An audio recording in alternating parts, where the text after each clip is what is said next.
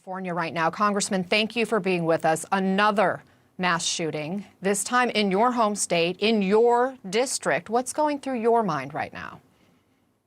And it's just a unbelievable tragedy. It was a punch to the gut, sickening, outrageous. I know a lot of the people at the VTA. They are public servants. They keep our public transportation running. They don't get paid a lot. They show up to work every day. And to have this happen at their workplace is just such a devastating, heartbreaking blow to our community.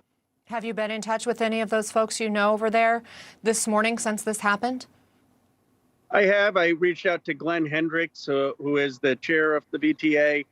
We've reached out to representatives at the VTA. I've reached out to Mayor Liccardo. We've offered any support, and obviously to the law enforcement who responded and to the healthcare responders who really have done an extraordinary job. But we're waiting, like everyone, to hear the facts. And my heart is just with those who are grieving. And then what your last guest said, I mean, the fact that you can have in this country a gun that can take many lives in seconds, and that this keeps happening in community after community every other week, and we still haven't done anything in Congress is outrageous. And it's personal. I mean, it's personal every time it happens to your community.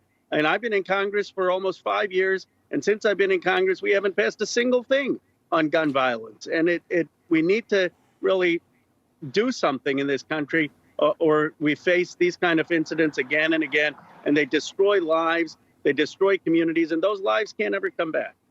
In fact, it's not just week after week or month after month. It's day after day, seemingly. We were just reporting over the weekend there were more than a dozen mass shootings around the country. We reported that on Monday. What needs to change so that these tragedies stop happening? What specific action can Congress take to make a difference?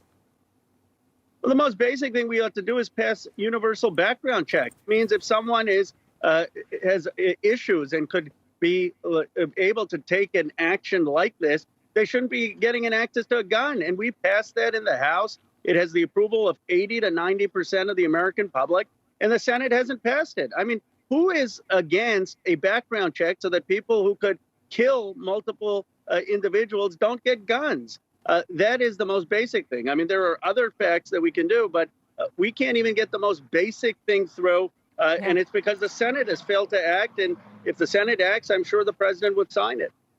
In fact, we were just reporting last week, Senator Chris Murphy, a Democrat who's been leading negotiations over gun legislation in the Senate, was signaling that hope was fading for a bipartisan deal, specifically on expanded background checks.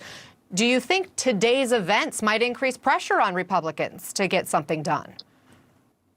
I do, and I don't understand it because there are a lot of Republicans in my district, and they all are fine. The ones who show up to town hall saying, yes, we should have a background check. We don't want people who could be a danger to society, who can show up to a VTA and in seconds take the lives of multiple people and ruin the lives of families. We don't want them to have guns that can do that kind of violence. That's all that a background check is saying. It's not doing anything against law-abiding citizens with guns. It's got over 80% approval.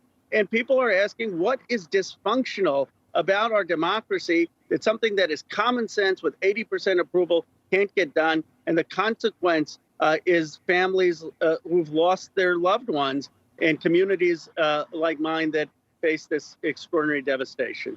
Some families in your community are getting the worst news ever today. What's your message to them?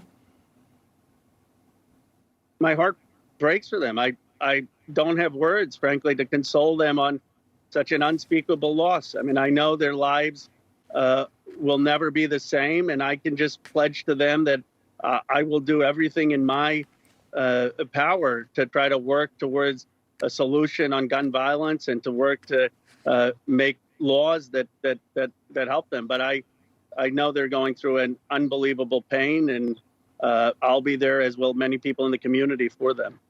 My heart breaks for your community today. Thank you, Congressman Khanna, for joining us. Thank you. We are getting